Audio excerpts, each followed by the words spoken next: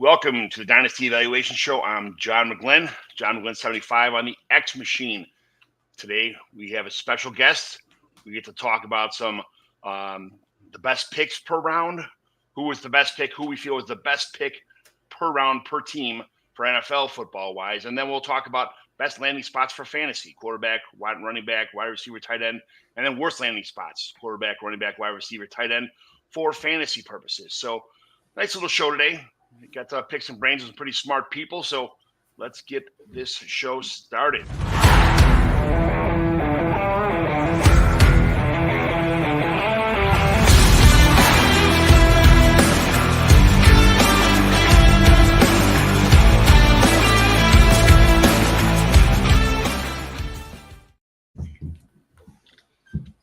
So I went to the draft last year. I was supposed to go to draft with JT. I got to my daughter's prom was scheduled on Saturday afternoon, so the entire weekend was kind of like, I can't miss my daughter, so I got to take the 17-second picture with my daughter. You know, that's the memories last forever. Here we go. But he went to KC by himself this year. JT had stuff going on.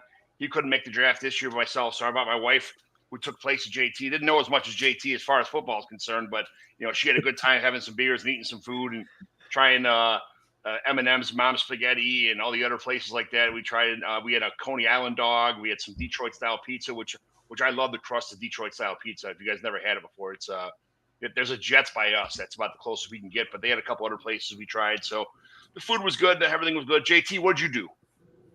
I worked all weekend and I was watching the draft the whole time pretty much, and was writing articles like at day 1, 2, 3 recaps with a big group of guys from DLF. So we had a big article. We kind of all threw our thoughts in there, and so was kind of doing that the whole weekend. So I missed hanging out with you, but I had to work all weekend. And the one good thing about actually sitting there at work watching it is a little easier to pull all the information in when you're not at the draft with a million people running around. As that crowd was wild, man, almost 800,000 people in town just for the draft. More people than actually live in Detroit. So when you're doubling up the amount of people that live in Detroit, that's a pretty crazy event. Yeah, they did not have enough bathrooms. They did not have enough food in some of the tents. They ran out the day one. So I always try to get like an NFL hat, something like that, some kind of memorabilia. They ran out of stuff before we even got into draft day one. I was like, come on, man. Like, you can't prepare for – you knew there's going to be like, a couple thousand people anyway. But anyway, it is what it is. I went to both in Chicago. It was work right across the street from my work. The one in Tennessee was awesome. But this one was I'll say this one was not as good as the other ones. It was you couldn't really see much. The experience wasn't as much as I've had to pass. We're looking forward to Green Bay next year. I'll definitely be there for that one. Now, you and JT will definitely get it done. But you got a special guest today. I mean, you guys, he's all over Twitter. No introduction needed here. But Matt Waldman, tell us all about yourself, where everybody can find you, all the stuff you do. Sure. I mean, I've been writing about football since 2003. You can find the Rookie Scouting Portfolio at mattwaldman.com. The Rookie Scouting Portfolio is it's a 19-year-old publication. I do it every year. It comes out April 1st, and then there's a post-draft that comes out later this week, usually within a week of the NFL draft.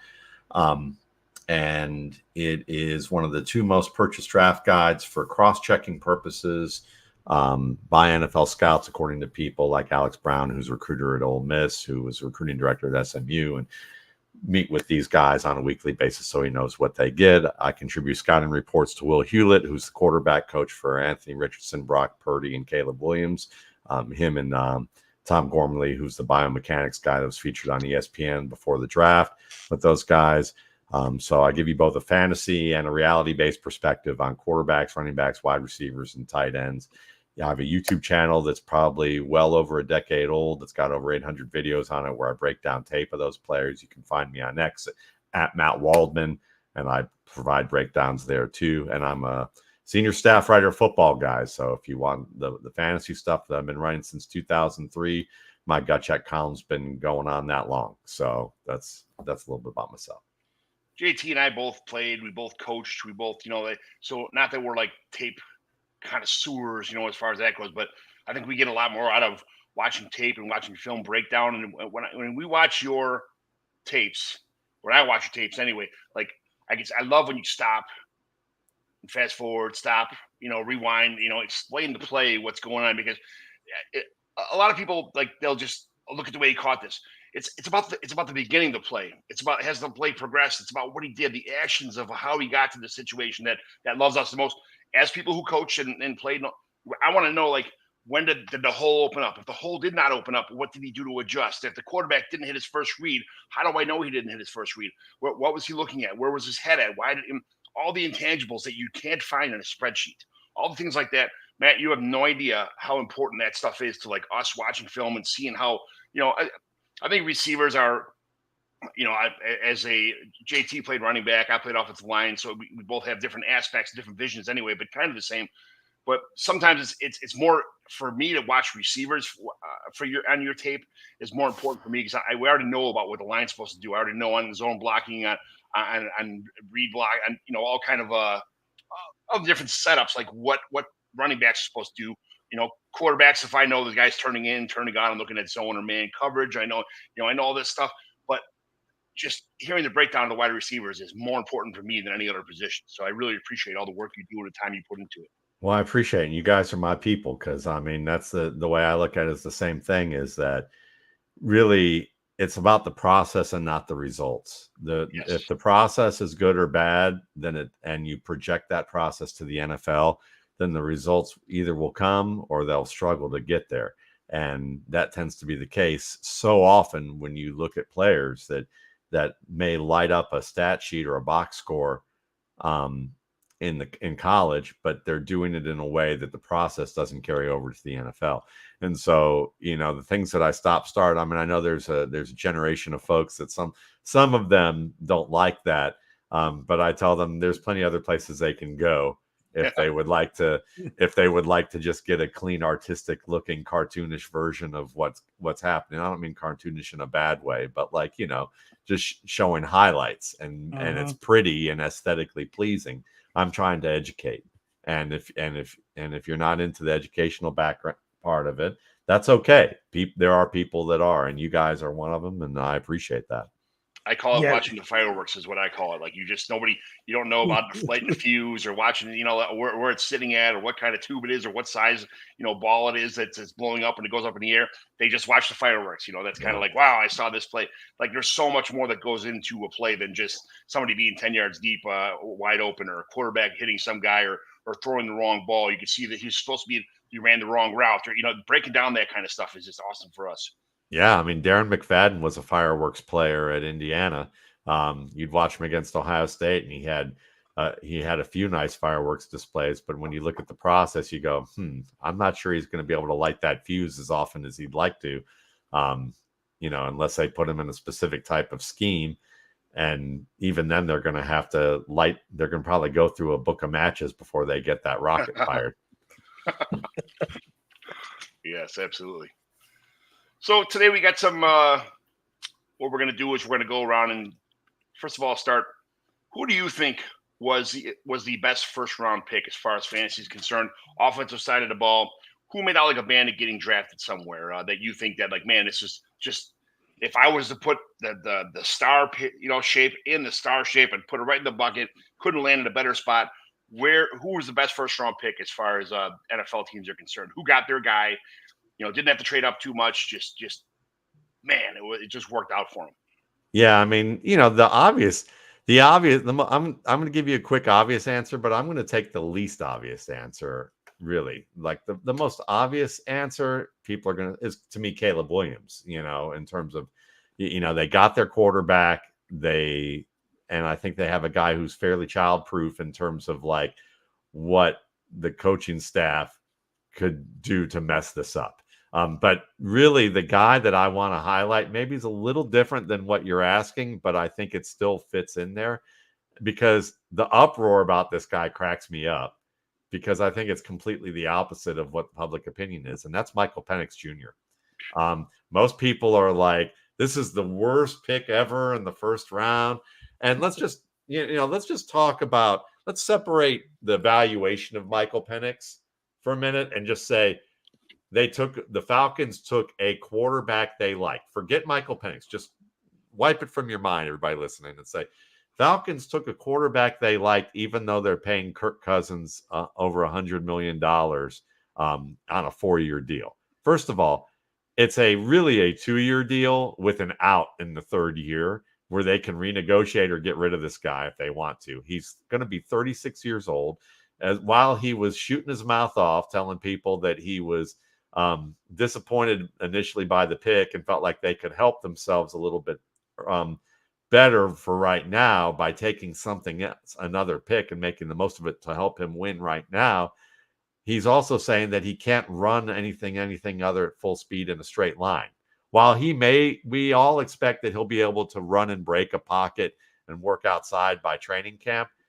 He said he can't do that right now and said specifically that he can't. And at being 36, it's different than being 24 and having an Achilles injury. So, and let's remember that Michael Penix, if he's 28, which was one of the other arguments, by the time they figure out whether he's good or not, well, guess what? Kirk Cousins was 27 before they figured out whether he was any good or not or worthwhile. Steve Young was 31. Drew Brees was 27. So he's going to get some intermittent playing time, which is really the best way for guys to get opportunities. If you look at quarterbacks, if in the first round being drafted, 2 out of 3 don't hit. And that means that you're going to spend 6 to 8 years if you don't hit on 2 quarterbacks in a row. Look at the Tennessee Titans since Steve McNair. Because we're not going to, since Steve McNair, Vince Young, Marcus Mariota, Malik Willis. We could talk about Ryan Tannehill as a stopgap, but we're talking about who they drafted. Malik Willis and Will Levis. And we're not sure any of them, or we're sure most of them weren't any good, and we're not sure about Will Levis at this stage.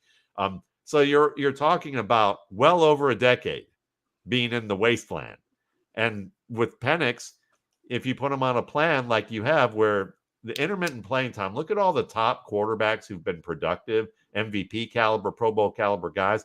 Most of them, not most of them, but a good bit of them, if not maybe I'd say a majority of them, had some intermittent playing time, or they sat for much of their first year. Penix is probably going to get to do that. Everything that Atlanta has, if you look at last year, promising tight end, promising number 1 receiver, both guys that are good at vertical boundary routes, catching the ball, good, strong running game, good offensive line, promising points on defense that are going to develop, and they didn't have a quarterback, and that's why they're drafting where they were. If Kirk Cousins doesn't make it all the way back, has recurring issues that limit him or gets hurt again, they're in the same place they were before. The best teams and scouts know this. It's better to pick a quarterback when you already have a quarterback than it is to try and desperately put a quarterback into the fire who isn't experienced enough yet, and you don't have another one available. So for me, I thought this was a great long-term pick. And the people who are complaining about this, I think that they're just they have half-truth points, and they just may not really understand the dynamics of why it was a good pick as opposed to why they think it was a terrible one. Yeah, people see the age already. They look at the stats. Oh, he's already 24 years old. They already have a quarterback there. Well, what's going on? Why? There's a lot of red flags in that decision they made to give people concern. But at the same time, and people who watch, maybe who didn't watch all of his tape going, throughout college, didn't have a ton of like great years, but just he made good decisions, but he got beat up so bad. And they're kind of, this guy can't take a beating. There was a lot of red flags that went in that decision. But the NFL teams know so much more than we do. They know what was going on here. It was just one of those things where the security of your franchise is more important than just a roll of dice and the hot takes or the thing.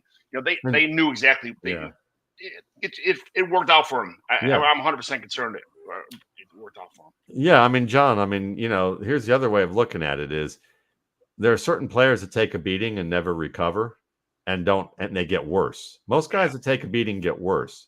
He took a beating and got better. Yeah. He wore pressure at Indiana like a second layer of skin and made good decisions while he was under pressure. He didn't throw a ton of interceptions. He placed the ball only where his receivers could make it. He didn't have great receivers at Indiana. Then he got to Washington And everybody acts like, well, Washington disguised how bad of a quarterback he actually is, when it's actually more of the fact that he elevated Washington's team. They have good players at Washington, but he helped elevate that. He made good decisions in the middle of the field.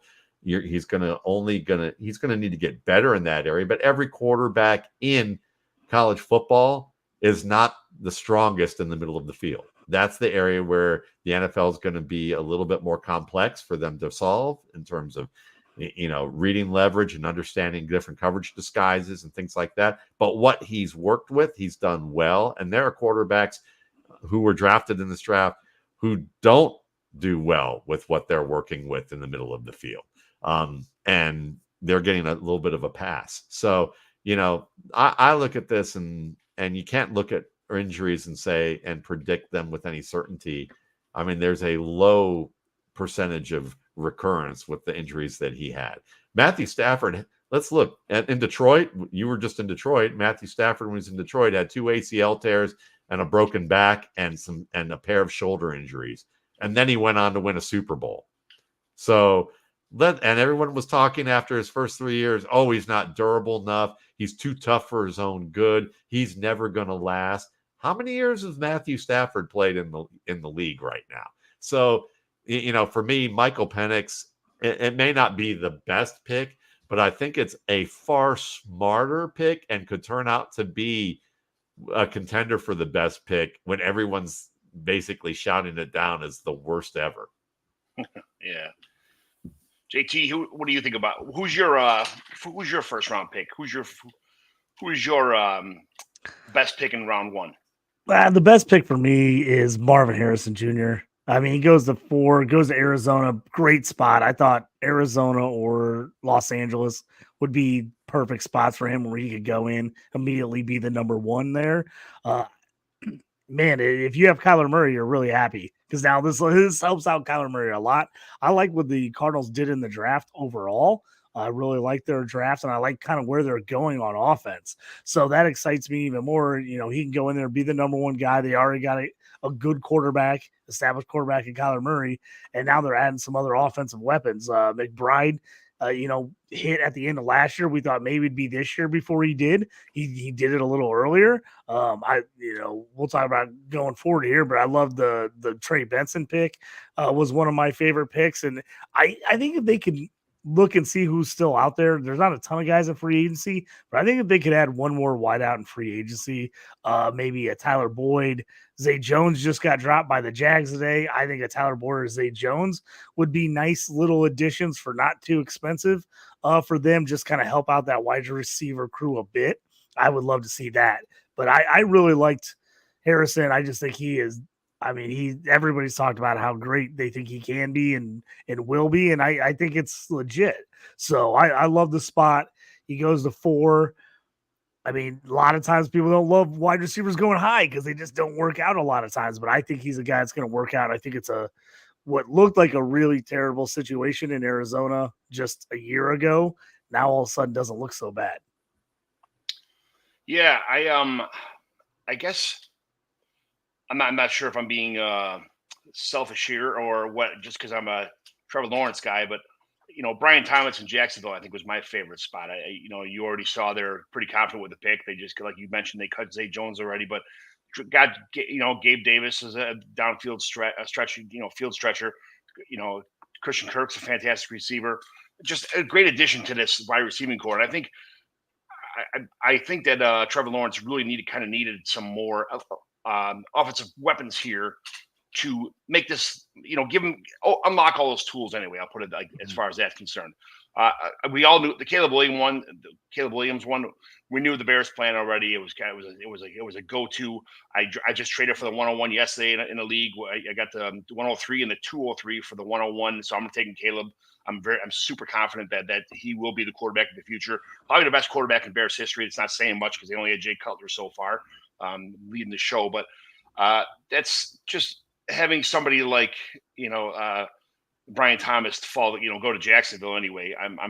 That's my kind of like favorite pick anyway. That's may not turn out the best, but that's my favorite pick in round 1. So I love that spot for him. That was my spot. I wanted him to go. I thought the fact that they moved back, got a couple extra picks, and still got him was a fantastic move.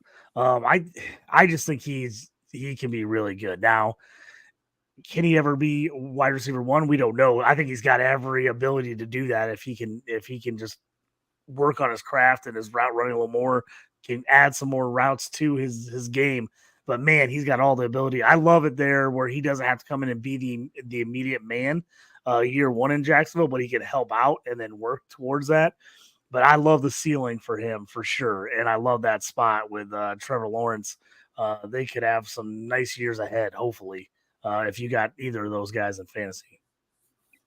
Yeah, absolutely. What about round 2? So round 1 was not so as fantasy friendly as we thought it was going to be, but round 2 ended up being a little bit better. Who was your favorite round 2 pick? Ladd McConkey with the Chargers, because when you really look at Justin Herbert, he's had such a comfort level with the slot flanker type of receiver who can win outside, inside, but mainly on the inside. And you look at the receivers that they have, Quentin Johnston's a guy I cited as having some certain problems that were going to crop up early in his career if he doesn't take care of them. And he's a little bit unproven at this stage. And then you got, Josh Palmer, who's a solid contributor. We'll see if he can turn into a good starter. And they did draft some other guys that we may end up touching upon later. But McConkey really fits in what this offense did. And even though now you've got Greg Roman coming in, if you look at what Greg Roman's offenses often do, it's often about middle of the field receivers more often than anything as well. So McConkey functions really well in the screen game, RPO game, as well as in the middle of the field. And he can win on double moves outside. He's going to fit extremely well with what you want to see from a guy like Justin Herbert. So I don't think that they're going to veer. They're picking of Greg Roman to basically be the offensive guy on the offensive coordinator with that scheme that Harbaugh uses for the Chargers. It's not so much of a veer away from what Justin Herbert does best. So I think Ladd McConkey, we could see him, and he'll probably be one of the best fantasy fits as well. But he's a guy that I look at that could easily be the production leader at wide receiver among the rookies year 1. Yes, absolutely.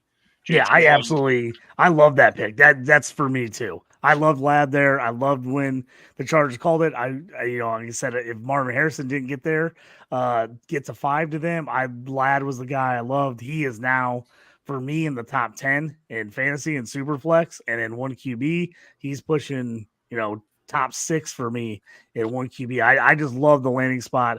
I'm with Matt on that one. I could absolutely see him end up being like the leading receiver in this rookie class, even though you're like, oh man, you got Dunze, you got Neighbors, you got Harrison. Those guys are studs, but man, what a great landing spot for fantasy. I mean, he right now, to me, he's their clear-cut number 1 option. And I don't think it's very close, really. So I absolutely love the landing spot. Other than that, Keon Coleman for fantasy, literally, I'm on a chat with people talking about how dead Keon Coleman is. And I kid you not, within 2 minutes, he gets drafted, as we're talking, right, leading into day 2, he gets drafted right away, first pick by the Bills. And everyone's like, never mind, I love Keon Coleman. It was like that instantly. Everyone's like, yeah. I don't hate Keon Coleman anymore. I mean, if he's going to the Bills and he's going to the Bills at the top of the 2nd round, I love him now. And so for fantasy, to me, it couldn't have got much better for Coleman's value going to the Bills, especially just after they moved Stephon Diggs. Yeah, Justin, the Keon Coleman pick is a very good one. And I think that the reason why you saw that kind of whiplash effect with some of the people on boards is that Coleman's one of those players that, because he didn't run fast, people worry about him being an outside receiver getting separation. Or you look at like Matt Harmon, who does a really good job of studying film, but using an analytical approach to look at separation. Keon Coleman might be the exceptional case that kind of falls through the cracks of the methodology that Matt Harmon may use. It's something I'm going to hopefully get a chance to talk with him about later this week when I'm on his show. But really, Coleman's one of those guys that gets early separation with his route running and knows how to run good routes. And he also understands how to work open off structure. And he's probably the best contested catch receiver in this class. I would agree with Billy Bean on that one. I love Marvin Harrison and what he can do, but he has some flaws with where, when, and how he attacks certain targets that are going to crop up against the man on the island that he's going to be put on. Doesn't mean it's going to hurt his career like Quentin Johnston. We saw, you're just going to see some games where he could have been the elite producer that week, but he dropped that pass, or he could have won the game for them, but he dropped that pass because he didn't track it as well as he should have. Keon Coleman's the best at all those things. And so when you put him with a quarterback who throws with anticipation on first and second reads like Allen, but also is willing to fit a ball in tightly in unscripted situations and in tight coverage, Keon Coleman does all that well. So at worst, he's a better version of Gabriel Davis, what people thought Gabriel Davis would become, but wasn't going to become that. And that means at worst, he's the third read or second read guy, or the first read in schemed plays where you do a lot of misdirection to get him open, or he's the guy that on the unscripted play where the team's like, we're going to try and foil him on his first two reads and get him sacked, and he breaks past the pressure, and now Keon Coleman's behind the defense. It's kind of that deal. Like, think you guys are, I hear John. I know John's from up north, so I know that you listen to, like, you remember Hakeem Nicks. Yes. If you look at Hakeem Nicks, he's kind of a plus version of Hakeem Nicks, if you ask me, in some respects. He's not extremely fast in some ways that you measure it, but he's going to win on an island downfield. And I think that you're going to get a lot of value out of Keon Coleman with the Bills. So I love that pick too. To circle back to your original, your pick first for Ladd McConkey. What I think everybody's I hear the echo chamber of Twitter already saying that Ladd McConkey's just going to he's a slot player now. That's it, because they got the prototypical guy that just envision him as a slot receiver, and he played a lot of outside. So where is McConkey? Is he going to be a slot player? Do you think he transition, because he played mostly outside in college? Like, what is his story for the NFL when he goes to the Chargers? What do they expect him? What do you expect to see him playing in the NFL? I think he's going to play multiple roles, and I think you're going to see him probably a fair percentage of the time in the slot, but you're also going to see enough of a significant percentage at flanker. And the reason I say flanker is, even though he's got some speed, they'd probably rather have a big, fast, tall ball-winning type of receiver at split end. And when you watch McConkey on tape, he has great footwork off the line to beat press coverage, but he didn't have to really show hand counters and using his hands against defenders. So is it because he's so good with his feet, or is it because he hasn't faced an NFL caliber defender yet? And when you watch some of the tape, when he has faced defenders in very small volumes, iterations, he struggled against defenders who were able to get his hands on him early. Yeah. So I would say he's probably more of a flanker where he lines off a little bit off the line. You can use his footwork better. And also those guys are used more for plays where you're relied on to get yards after the catch. And he's not had to be a contested catch ball winner. Quentin Johnston, in theory, is what they'd like to see him do that. But in reality, he's horrible at that because he doesn't track the ball well. So they still need another guy for that. So I think McConkey's more of an inside guy and flanker combination. Yeah, I think he needs more of that zone coverage to get open, because he's not, when they're playing man press and they got him on the line, he's not gonna be able to get open. Like, he's not good at that. He's not. I think he needs that buffer, of 5 or 7 or even 10-yard buffer from that zone coverage to get himself weasel through the field. But he looks. It looks like he's working on his skills anyway. I see him every other day. I see a new video of him, doing all these cuts and jukes and everything else. Like, he's preparing to put for the slot role in the NFL. I see that, but it's not an easy transition sometimes to people who are used to like playing on the outside a lot. So For sure, because you have to be on the same page with your quarterback sure. and understand the different coverage tells and zone disguises and man disguises or hybrid coverage disguises that trip people up. So I think with him, though, you're going to probably see with that offense that they will find ways to scheme him open, and he's going to get a steady diet of, because he's very good in the screen and RPO game. You're going to see a steady diet of those, and I think he's a smart enough player that you're going to see that where they put him, he'll still get a decent volume. Yeah. I'm just kind of what I like the Ben Sinnott pick a little bit in the second round. I think everybody's saying, oh, it's too early. They could have got him later. La la la. I think a lot of people had the Zach Ertz as being year one, and then turn it over to Cole Turner in the future. And I think is Sinnott. Do you think Sinnott's an upgrade over all they have in a team right now? Do you think he's going to walk in and just start right away, or is he a learning like a work in progress? That's a great question, and I love Ben Sinnott. I would say this pick kind of dropped him slightly for me, but not a lot, because talent-wise, he's great.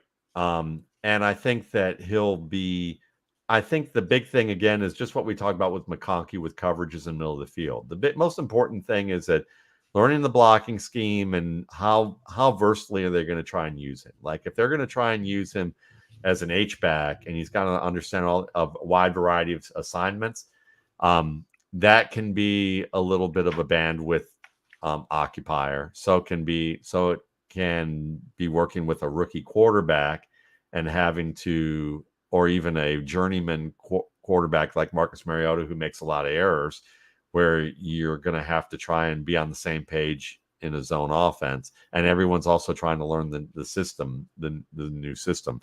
So I think there's going to be a little delay from that standpoint. I think Trey McBride, I think, is probably a good example of that, regardless of the fact that they shared a common coach, at least for 1 year.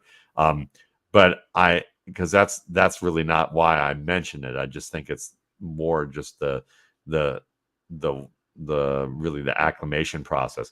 But the thing that concerns me, why he's not like my slam dunk number 2 tight end on the board, is that when you look at Cliff Kingsbury's offenses in college and NFL, college they didn't really use a tight end much. They like to use a lot of 4 receivers, and in the NFL, the best year for a tight end was, I think, 588 yards from Zach Ertz. And the rest of the years, it was between 200 and 300 yards for the best tight end. Now, was that because they didn't have a good tight end, or is it because of the scheme?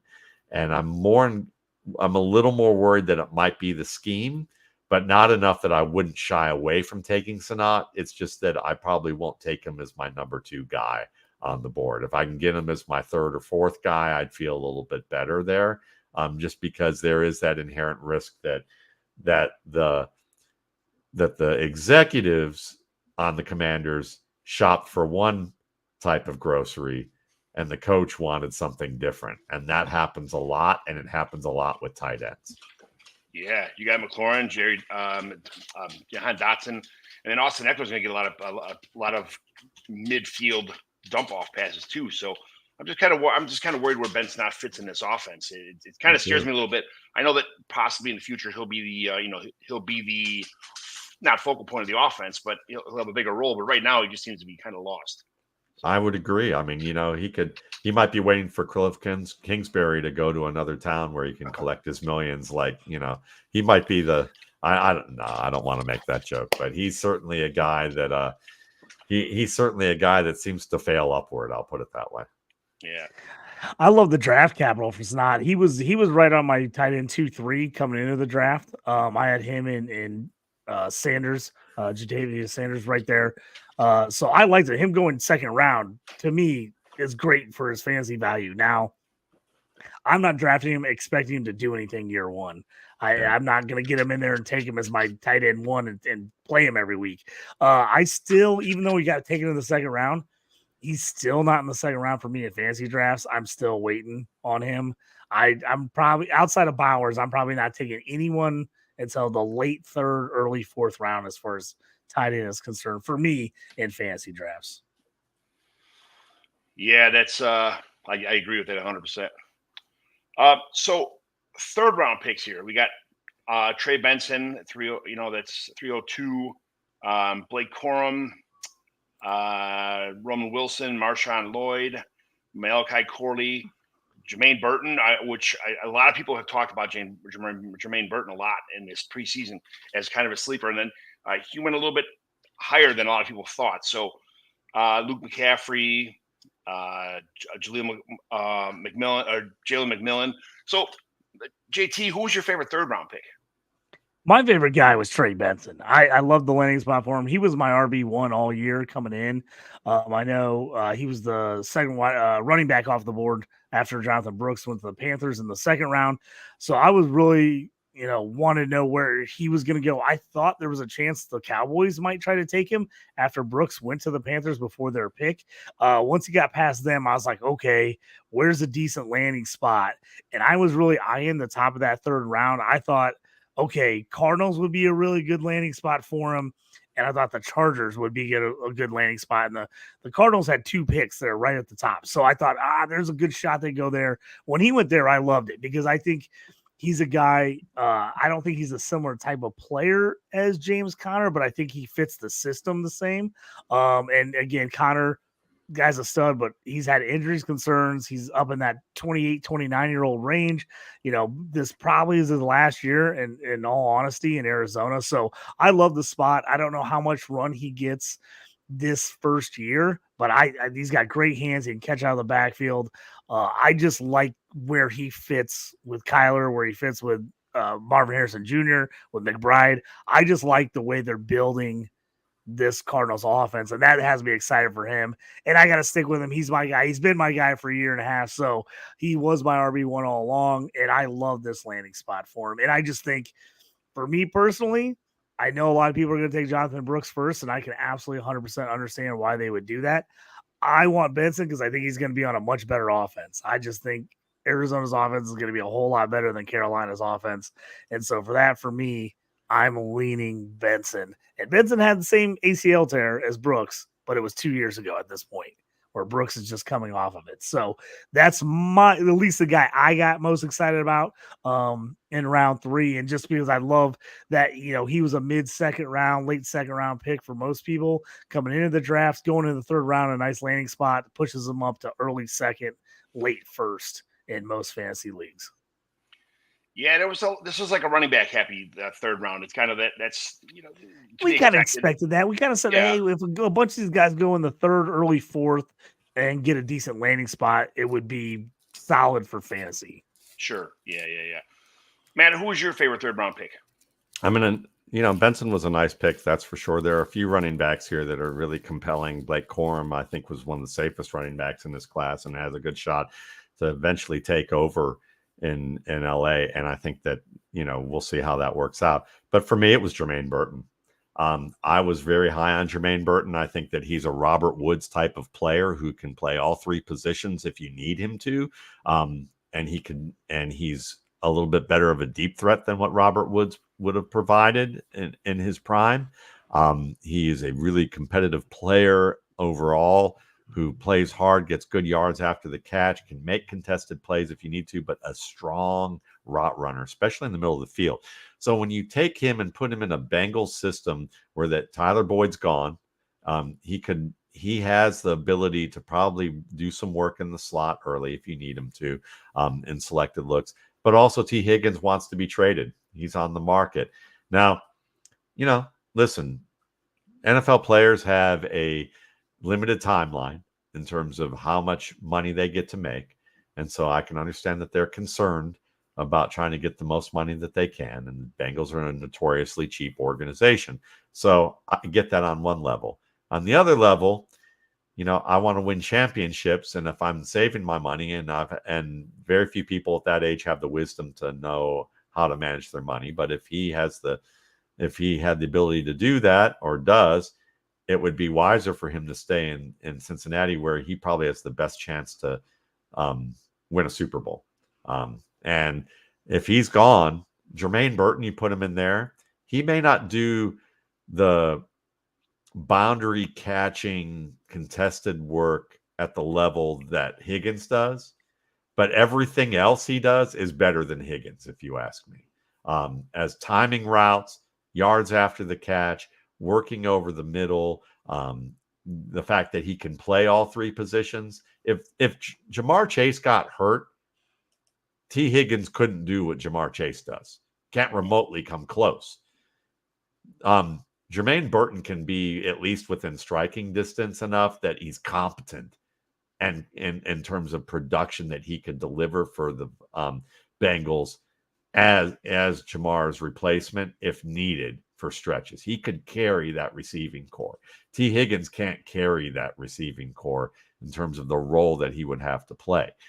So for me, Jermaine Burton is not only a nice pick for the Bengals because they get a third receiver who can force opposing defenses to pick their poison, but he also provides redundancy that Higgins doesn't provide and can step in and be the Devonta Smith to A.J. Brown type of thing, or a Jordan Addison to Justin Jefferson, because Jamar Chase is arguably the best wide receiver in the league.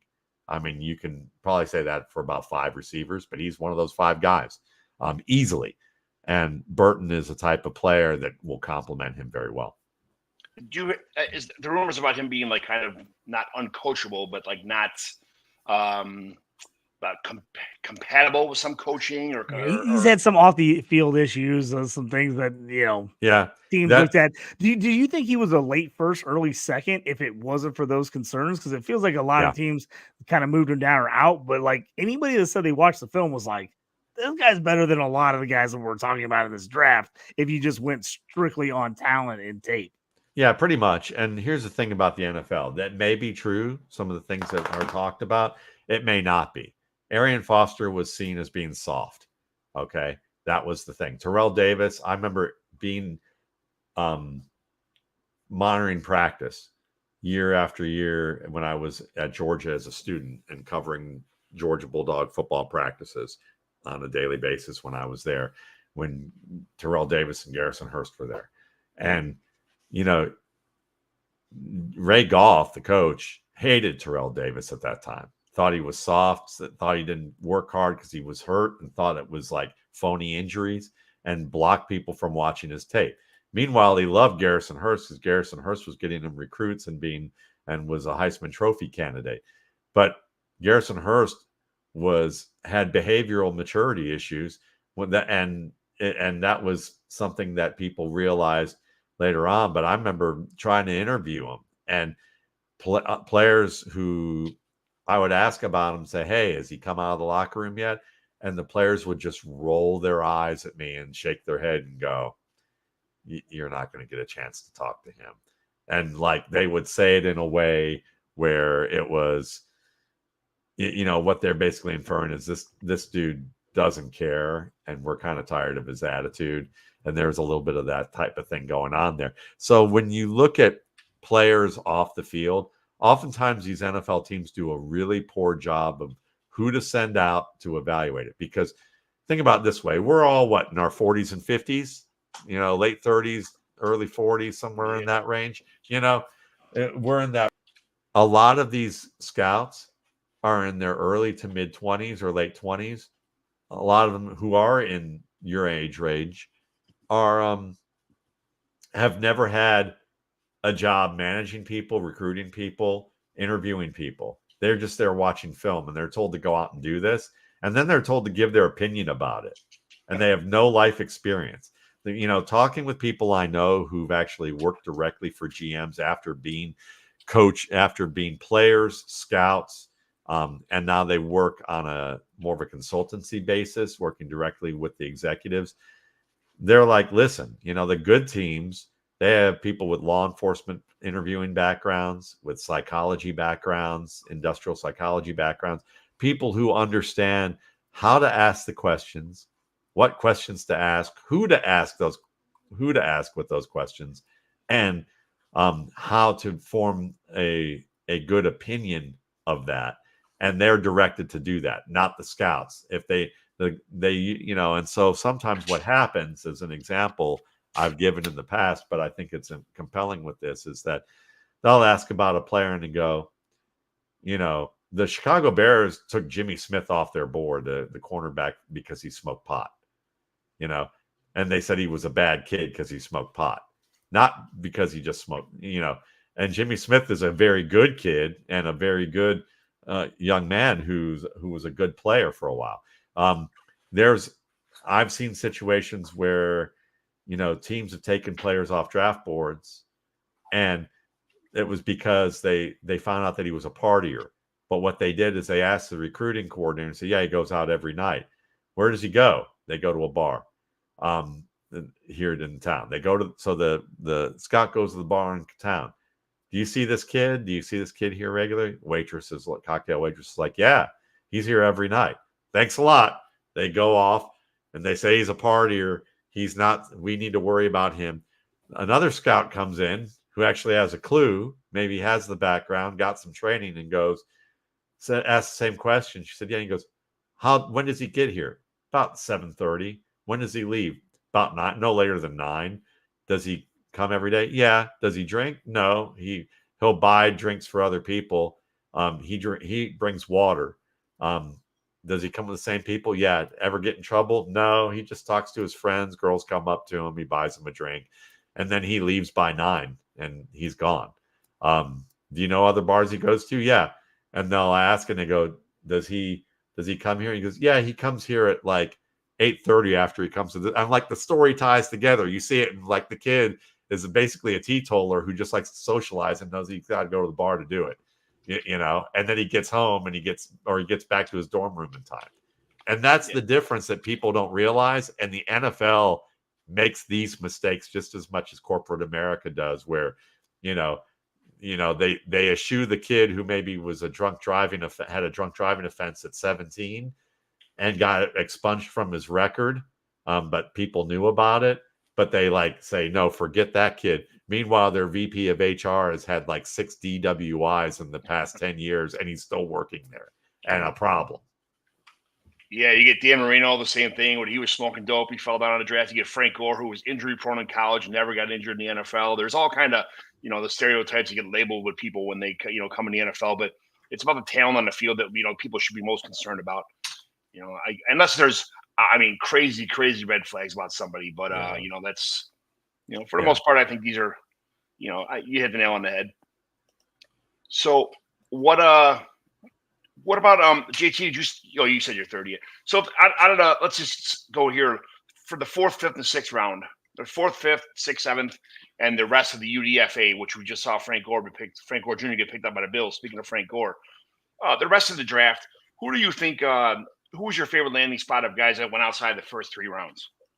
John, I'll jump in here real quick on this one, just because we just talked about Frank Gore and the Bills. My favorite landing spot was Ray Davis out of Kentucky, the running back going to the Bills in the 4th round. I love Ray Davis. I know I've talked about him a ton. We actually just had a comment here.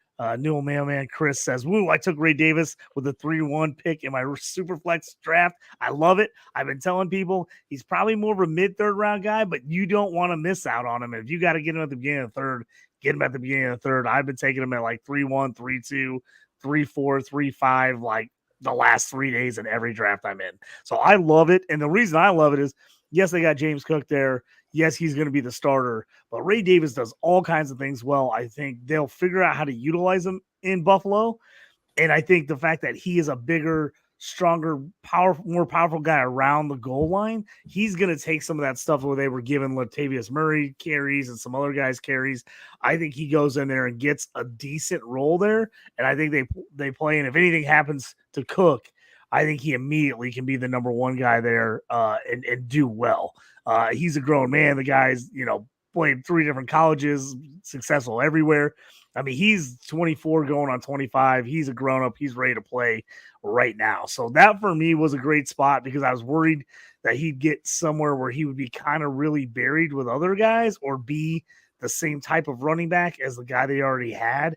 And so he would get less looks. So I loved it. I love Ray Davis in the 3rd round of Superflex rookie drafts. I had him as my number 5 running back coming in. I told people he, to me, was the cheaper Blake Corum. Like, I think he is a type of player similar to Blake Corum. I think he shows a better receiving profile than Blake Corum does. He's, slightly older, but they're very, very similar, the same size of players, same speed. So I'm like, hey, if you like Blake Corum, you should be getting Ray Davis as well, because he's a very, very similar type player and going for cheaper, and especially in fantasy right now. Now, will he continue to stay cheap? I don't know, because I keep pushing up his draft stock at every show that I'm on. But that's my guy. I had to just talk about Ray there, because I thought with the Bills, I really liked where going there. How about you, Matt? Yeah, I mean, I like Ray Davis. I think that's a good one. I think the only thing that he'll have to work on is maybe pass protection. That's where he's very weak, and so it may take a little bit of time for him to be really a full-time guy if Cook gets hurt. But I think that he'll get the primary role as a runner, very good runner, and I think that Justin made great points there. I would say Kamani Vidal in the 6th round is probably my favorite pick of the late round picks. He is when people thought that DeAndre Swift was a good runner, like a good all-around runner, and they mistook that for his production, they were really looking at Kamani Vidal in the future. Vidal is built a lot like Swift, but a little quicker and faster, better between the tackles. He's a better decision maker when it comes to running inside the tackles. He doesn't try and bounce things out all the time. He doesn't need wide open spaces simulated by zone plays or toss plays to be able to work, or simulated by draw plays, excuse me. But like, he's a rugged player. He's a good pass protector who's going to get even better in that regard. And I think that you look at the Chargers right now, they just took J.K. Dobbins off as a free agent before the draft. And so they're taking a speculative chance with someone who knows the system, and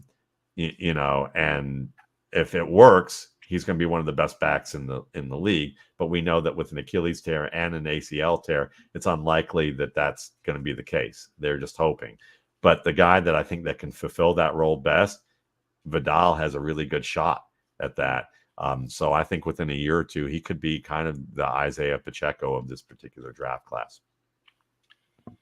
Yeah, I think this might be a little bit because I'm my Dolphins bias here, but Jalen Wright in Miami just fits the team's kind of persona, or they're the way they look at things, the way the speed, that the breakaway speed. I like Devin A-Chain, but I think he has limitations. So Jalen Wright comes in here.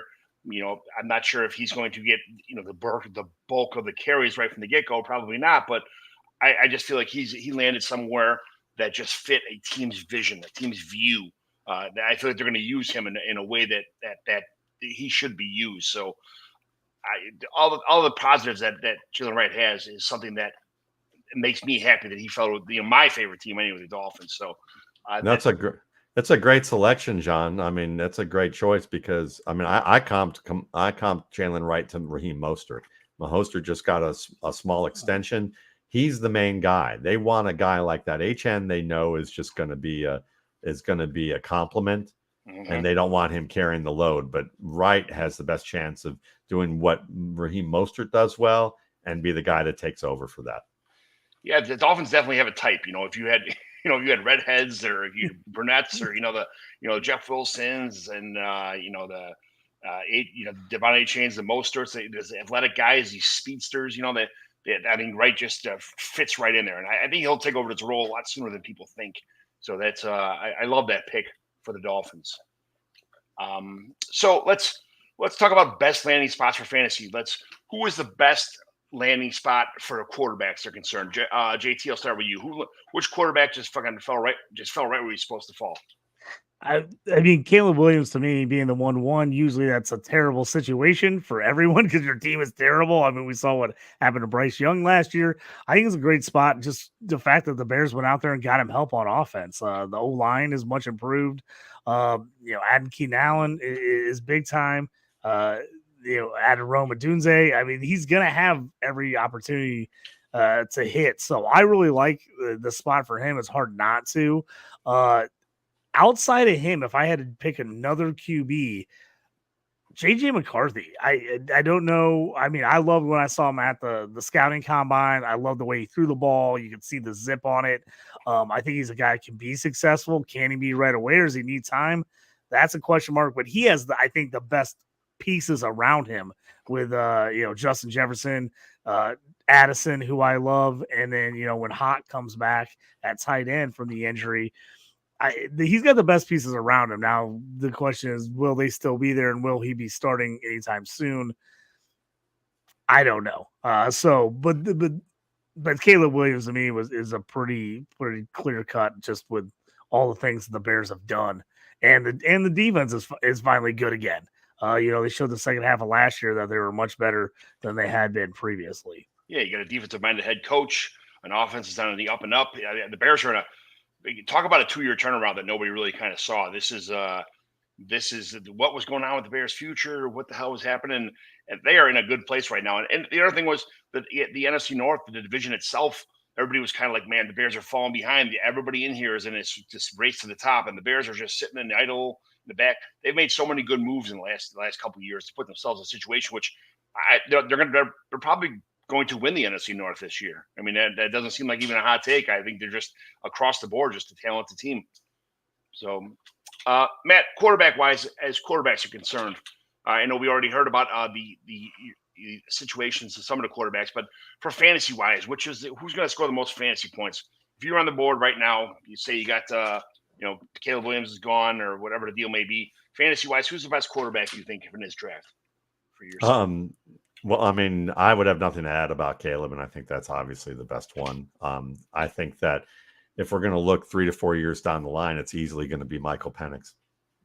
And I explained why earlier in the show. Yeah. I think JJ McCarthy is a nice option too, for the reasons that you mentioned, but I don't have anything to add from that standpoint. Yeah, I think Sam Darnold's going to keep that job, so I'm not sure what's going to happen with JJ McCarthy. So that's my fantasy, my Sam Darnold on every one of my teams as a desperation dart throw option right now. So I'm rooting for Darnold everywhere. I got him for $4.11 yesterday, and I said, man, if Darnold really gets a chance with this team, I'm not sure they can, I saw JJ McCarthy play. I saw in the state championship game here, Mount Carmel just destroyed him. I mean, they beat him like 36-10 or something like that. I see, I've seen what he does. I've seen him in college. It makes things happen. I get him, I get it, but I'm a Sam Darnold truther, I guess. I always will be at heart. So I'm not as big at JJ McCarthy as everybody else is, I guess. So, but as far as running backs are concerned, which running back is the number one for fantasy? You think, or I'm not going to say like for points wise, but in the long term, 2 or 3 year dynasty window, which running back just fell in the perfect spot? Matt, we'll start with you. I mean, I think that when you look at this, there are 3 candidates: Jonathan Brooks, Blake Corum, and then probably Trey Benson at this stage. And with an outside chance of being with Kamani Vidal. But I'll just go with talent, and I'll say Jonathan Brooks, mainly because they've improved the interior line. I think people have written off Bryce Young a little bit too early. It was a bad situation that I think has possible to get better, while David Tepper scares the bejesus out of everyone in terms of the behavior that he exhibits as an owner and some of the kind of meddling, interfering micromanagement where he's out of his depth. I think overall, you're looking at a very talented back who's going to have a better offensive line, who can create. He's the best pass protecting running back in this class. And with Chuba Hubbard going to be gone next year, Miles Sanders is going to be a non-factor really after that. Brooks can be the guy. And I think that this team is in a division that really is kind of in flux after Atlanta, where they can still compete well, and Brooks can get enough touches both in the receiving game and the rushing game. Yes. JT? Yeah, I'll go with what I said before. I think Benson. Benson's the guy for me. I just think I like the long-term outlook of the offense for the Cardinals. I think he fits that system really well. I think Brooks got a great landing spot as far as being on the Panthers and going to have a pretty clear cut once he's healthy, like Matt said, to kind of take the number one job there. So those are my top 2 guys. I'm not a huge Kyron Williams guy. So I think Blake Corum's got a really nice shot there for the Rams. If you're hoping he was going to go somewhere to get a chance to win the job, I think that's an actual decent spot for him there. Blake Corum is a better football player than the number a stats guy. His 40-yard dash wasn't great. Some of the numbers weren't as good as we thought, but he is just a good football player. That's the difference between some of these guys that show up on stat sheets or in their spreadsheets. But Blake Corum just is a guy who knows the game of football, who loves the game of football, who plays it like it should be played. So yeah, absolutely. I like Blake Corum a ton. I think he. Not that he comes over and just takes over the role, but I think he is someone who could, by the end of the year, by halfway through the season, they just kind of saying this guy's not a one-trick pony. He can do everything kind of deal. So I big fan of Blake Corum. What about wide receiver, Matt? I think Rome Odunze actually has the best long-term fantasy opportunity here, at least from what we know right now, because you can look at Marvin Harrison and he's got to be the man right away, and he might get some opportunity for the most points right away. But as I mentioned, he has some issues with tight man coverage where he has a tell off the line where he's going to get jammed by top corners. He's going to have some issues tracking the ball in certain areas, not along the boundary where he makes great over the shoulder catches, but where he has to present himself towards the ball. He doesn't use the right hands positions. I don't think it's going to hurt him majorly, but I think it's going to be significant enough that you may see long term that he's maybe less of a slam dunk Randy Moss trade the entire house to get the guy, and more of a plus version Mike Williams aspiring Larry Fitzgerald, but not quite get there type of player.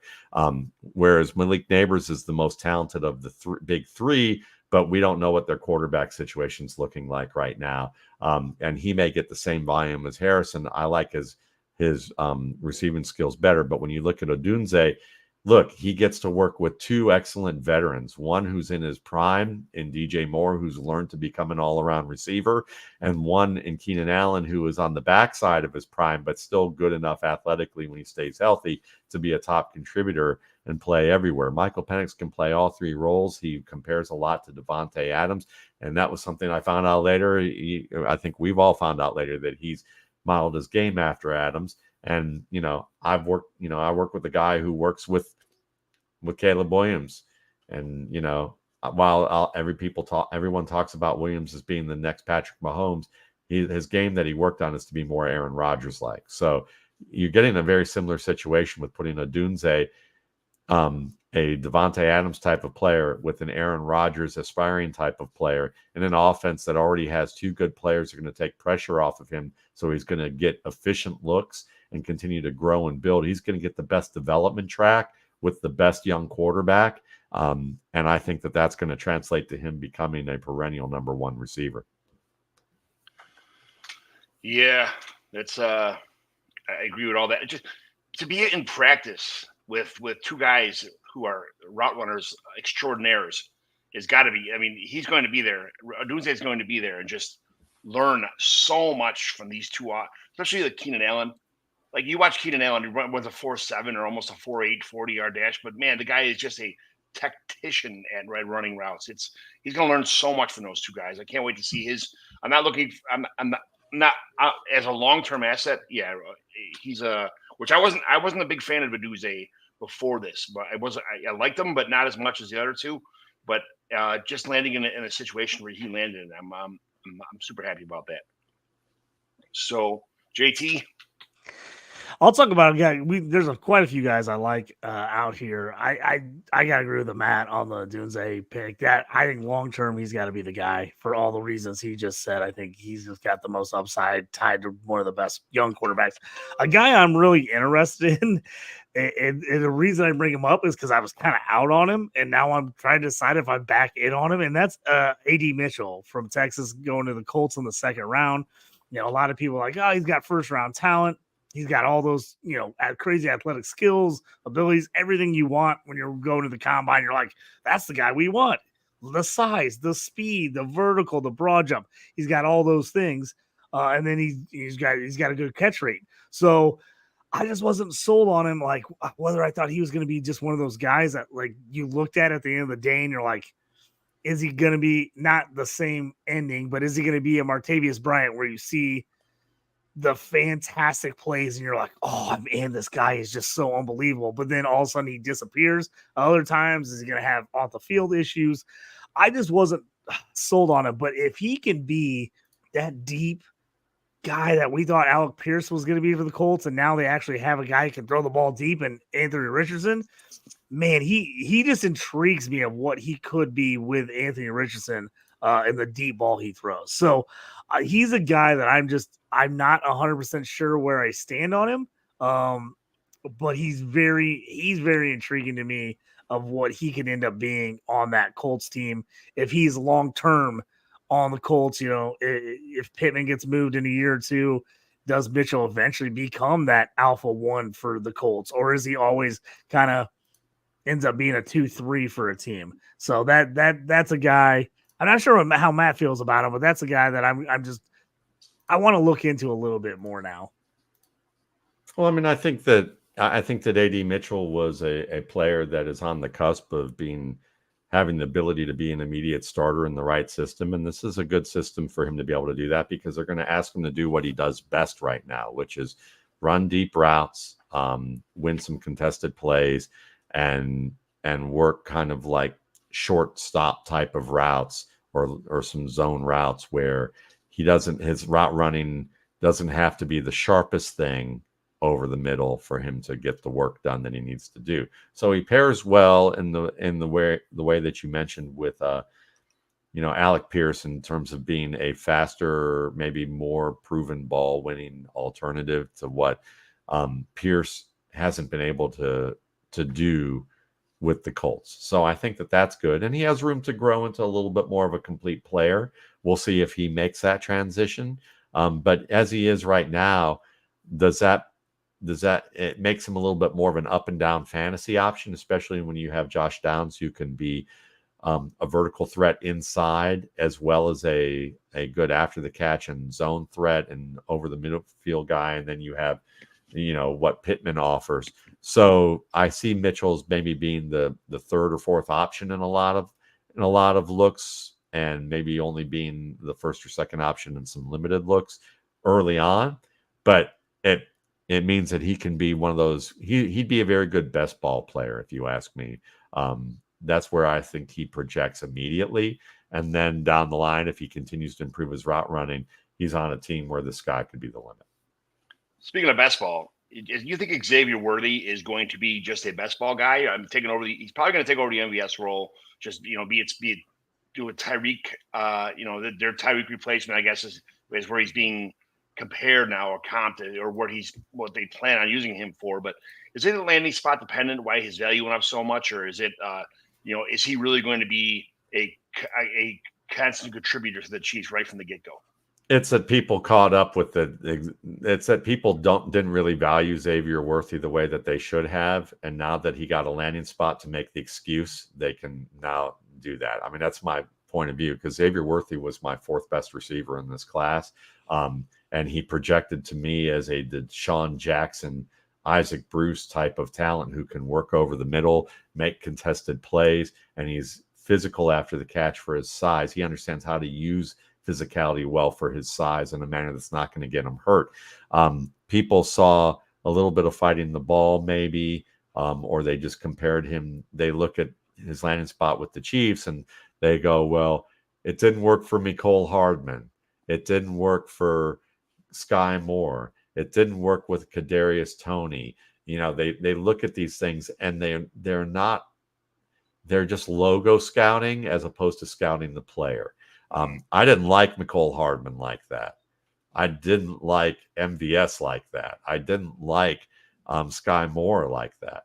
But Xavier Worthy, it fits. And when you say Deshaun Jackson, we're talking like what Deshaun Jackson did at the height of his career. And Andy Reid knew that because he drafted him.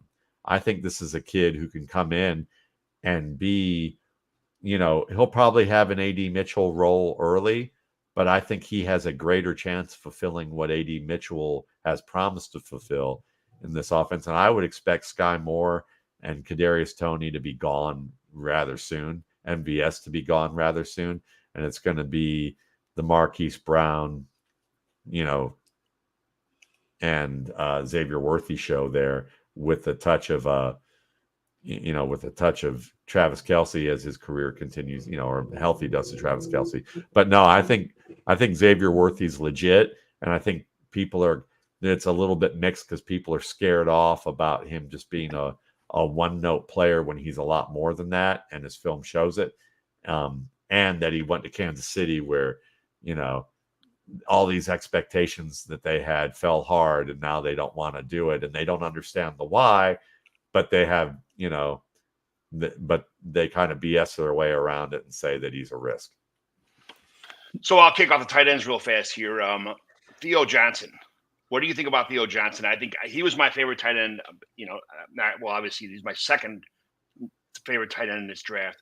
But if Darren Waller retires, I mean, there's no world where he doesn't beat out Daniel Bellinger, right? I mean, he's going to be the number one tight end in this team, and they only have, Wandale's a decent receiver, and Jalen Hyatt is still to be determined, I guess, if he's going to pan out. He showed some flashes his rookie year. I still like him, but having Malik Neighbors on the team as the number one probably receiver now. Where do you think Theo Johnson fits in his New York Giants offense? I think the thing with Theo Johnson is physically he certainly projects to be one of the top tight ends in this class, especially with the way that he worked out. The big issue with him is if he's going to translate that to being a Darren Waller-esque type of player in the receiving game is going to be against man-to-man coverage, where he struggles a bit, mainly when he's facing tighter man coverage, because his footwork looks like he's working in cement when he's in those situations, which didn't happen as often in the college game, but will happen a lot more often in the NFL. When he's facing zone or off coverage, that athletic ability comes to the fore and he looks great. The blocking, I think, is good enough that it can get better. That's where Bellinger early on will have the advantage. Bellinger is just an underneath option. Right. So they really need Theo Johnson to step up in that area. But in order for him to do that, to really take pressure off of the rest of the team, he's going to have to be pretty good in man-to-man coverage, especially tight at the line. And that's where, if he gets better, the upside gets unlocked. If he doesn't, he's more of a zone option off of play action, and you're still going to be able to scheme him open, but it makes the offense a little more predictable and maybe makes him a little bit more of an up and down player production-wise. But he's certainly worth an investment to see it and find out if he can do it. Who's your favorite tight end besides Brock Bowers after Brock Bowers?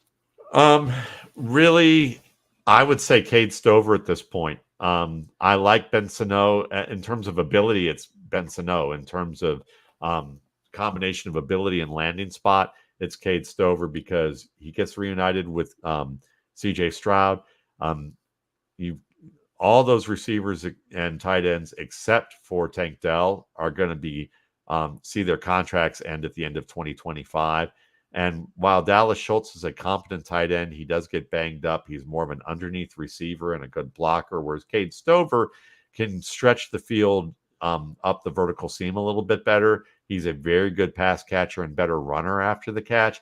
And I could see situations, especially with defenses, that the way the defenses are playing offenses right now in the NFL, where they're going to go to more two tight end sets and get Stover used in a manner where he can be that vertical seam stretcher. So I think long-term, he probably has one of the better fits. JT? I love the Stover call. I was worried about him. I liked him in college, but I was worried about him landing spot where he would fit. And then, going to Texans, I thought was perfect. Goes with Stroud. He was a great receiver for Stroud the year before. So I love that one. I'm very interested in Eric Hall. What he going to Cincinnati? Obviously, a guy with a ton of talent. He's been hurt most of his career in college, but he's got the ability, and there's a chance for an opening there. I mean, we'll see. Mike Gesicki's there. Can he revive his career for the Bengals? So he's an interesting guy for me. I was going to tell you, John, did you want to jump in? We got a couple draft questions here for some guys. You want to jump on some of these? Yeah, Mr. Waldman, what do you have higher in Dynasty? PPR Shipley or Will Shipley or Bucky Irving? Will Shipley. Bucky Irving, to me, people look at him as a receiving back, but he struggles to catch the ball in certain situations that I think are going to translate poorly to the NFL, and he's going to need a little bit more work. Shipley is a smarter receiver, better route runner, and I think a quicker, faster player between the tackles. Irvin has that nice quickness and he's got some flashy movement for sure, but I think Shipley's just a better all-around player. And I think Shipley will begin to cement a role as Bucky Irvin's career starts to flame out, which I would say will happen in about 2 to 3 years. There are a lot of Will Shipley haters out there, man. There's a lot of guys who do not like Will Shipley. I'm not sure why, but that's I don't know. I think I'll answer it real quick if you want. And just the quick answer is this: is that when you look at Clemson's scheme, when they had a quarterback, it made their running backs look better because there's a lot of schemed up looking plays, made Travis Etienne and Spiller look better than they really were. And Etienne's good, but he had work to do. It was kind of the reverse. It hid Shipley. Shipley's a good back, smart back, but when you didn't have the quarterback to really drive the offense in the way they schemed things up, it gave the running back more challenges than he needed to have. And so he looked good in process, but in terms of stats, he didn't have as strong as stats as those other guys. So they're hating on him. Yeah, the same mailman, Chris Joel Smith, one of our home league homies here. Have you all talked about Roman Wilson yet? I drafted him at 304. The Steelers are known to have day two. Their day two drafting wide receivers is just like one of their fortes. He says, will the Steelers continue to success at drafting a wide receiver or drafting and training up rookie wide receivers? We all know about the day two Steelers wide receiver pick is a fan favorite, and it usually pans out for them. What do you think about that, Matt? I was just talking with a former scout and another current one the other day, and I was asking them, they didn't know for sure, but I asked them if the Steelers have had a change within their organization the past couple of years, especially when it came to their scouting room, because I would say Roman Wilson might be that marker, as well as if you even look at Pickens and some of those other guys, because Pickens has some really good skills, but he's a little up and down. If there's going to be a change into the guard in terms of that perception of the Steelers, because Roman Wilson has a lot of work to do when it comes to running routes and getting off the line of scrimmage. And he's more of a flashy athlete than he is a good technician. And a lot of the players that they actually were good at drafting over the years were better technicians, and then just happen to either have some flash as athletes. You think of like Emmanuel Sanders as like the quintessential guy that put them on the board as one of those players who's a very good technician. You just happen to have some speed. I'm a little bit. I look at this one and I would say I don't think Roman Wilson's going to follow in those footsteps. Nice. Real fast, another draft question. I have the 110 and always draft best player available. 12-team Superflex. Would you go Bo Nix, Brooks, Worthy, BTJ, Ladd, or Coleman?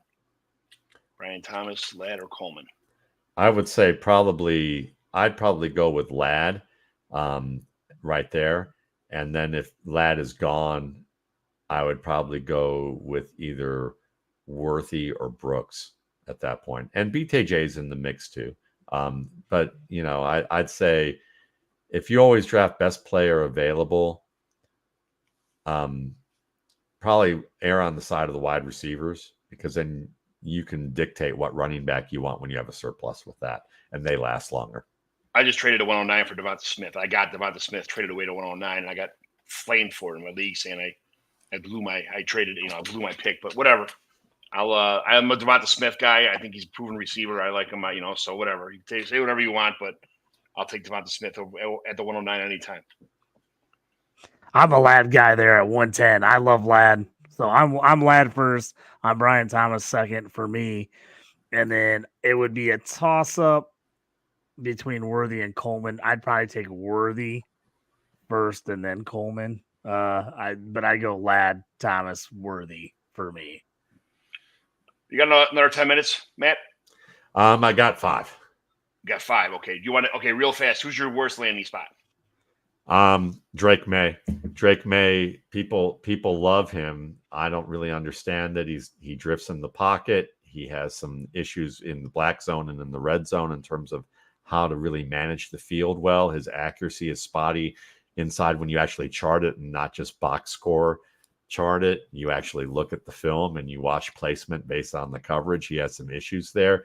There's a lot to learn. And this whole Elliott Wolf is going to bring the Packers plan to New England. Well, the Packers plan that Elliott Wolf observed was having a quarterback sit 3 years and then add some young receivers to the mix. And he's ready now to work with those 3 receivers because he's had some intermittent playing time. Drake May's getting dropped in with guys who were either hurt, like in Kendrick Moore, still developing in Pop Douglas, or rookies. And so you're putting them all at the same time. I think that you're throwing this guy into the fire. And this is the guy that most needed the Michael Penix time that Michael Penix is getting. Michael Penix, after Caleb Williams, needed the least amount of time compared to those and is going to get the most. So for me, Drake May's the guy that I'm most worried to wind up getting into. I know you like Sam, and I think that Sam was a good prospect, but you're putting him in a Sam Darnold situation in New England where he's going to start seeing ghosts and their coaching staff is just going to stare off in the distance. Maybe they're not going to be coke fueled like Adam Gase was while he was staring off into the distance on Monday night when his quarterback's telling him that he probably shouldn't be on the field, even though that's not what he was saying specifically. That was what he was saying if you're a manager, and he didn't do anything about it. So I look at this and I'm rooting for Drake May, but I feel like this is a bad situation. Yeah, my worst was Braylon Allen. I think I like Braylon Allen a little more than most people do. I like big running backs, young running back. I think it was more of him trying to absorb the playbook and thinking too much than actually just being a good football player in college. I think he's just somebody that I thought was going to land somewhere and have a good chance at a better spot. But being behind Breece Hall, I like Israel Abanikanda too. I can't believe that he landed on the same team with my other crush. And then Isaiah Davis gets drafted there, and my son's high school teammate Xavier Valladay is I think he's an underrated player in the NFL. Too. But I like Xavier Valladay. Yeah, it's nice seeing him play every week, every Friday night at Brother Rice High School in Chicago. So, but this whole team just got like it's just terrible. I got thrown in the back of the garbage truck together. A couple good players here are going to get released from this team and land up in pretty good spots in the NFL. But for me, Braylon Allen was my worst landing spot as far as that goes. JT, real fast, how about you? There's quite a few. I agree with both your guys. That would have been my quarterback and running back takes. I'm going to throw in a wide receiver just because I like him, and I was taking him in all kinds of drafts, and now I'm just like a little worried. And that's Jacob Cowing from Arizona going to the Niners. I don't hate the Niners as a landing spot. I'm just worried about how he fits in there unless they move some guys. So they took Persall in the first round, so that bothers me a little bit. I'm like, so they already took him in the first, and they waited all the way till late to take Cowing. Cowing's a guy just for some reason I just think he can make it in the NFL. I think he's a guy that could be a good wide receiver too for somebody. He goes the last pick of the 4th round, so that was slightly disappointing there. I'm hoping he can do something, but my hoping and wishing is starting to fade unless something kind of crazy happens there in San Francisco. Yeah. Matt, thank you so much for joining us today. It means a lot for being on a Dynasty Evaluation show. Me and JT are here every week. Let everybody know where they can find you at. And, man, just keep up the awesomeness. Hey, man, thanks so much for having me. It was a pleasure to do this with you guys. And you can follow me at Matt Waldman on X, Twitter, whatever you want to call it. And you can find me at mattwaldman.com if you want to get the rookie scouting portfolio. You get a pre-draft and post-draft, which I'm working on right now. The post-draft part will be out probably by Friday or Saturday. You get both for $21.95. I also do dynasty rankings and projections for every player. And that's a service I make available starting in June in $24.95. You can find the details at mattwaldman.com. And we've given over $70,000 to an organization devoted to preventing sexual abuse of children called Darkness to Light, d2l.org. You can find out more about them there. And we'll be donating another $5,000 this year to them. And it'll put us over the $70,000 mark since we've been doing it since 2012. Thank you so much, Matt. Thank you so much for being here. Thank you, fellas. Thank you. JT, real fast. Yep, you can find me at JT Orange on the X on Twitter. Check out all my articles on DLF from the draft. Check that out. And Fantasy and Frames to tomorrow night, Wednesday night, check me out on the Shoot the Gap with Jorge. We're going to talk a little rookie IDP after we saw in the draft. So check me out there. Thanks, Fantasy and Frames, for having us, and we'll see you later.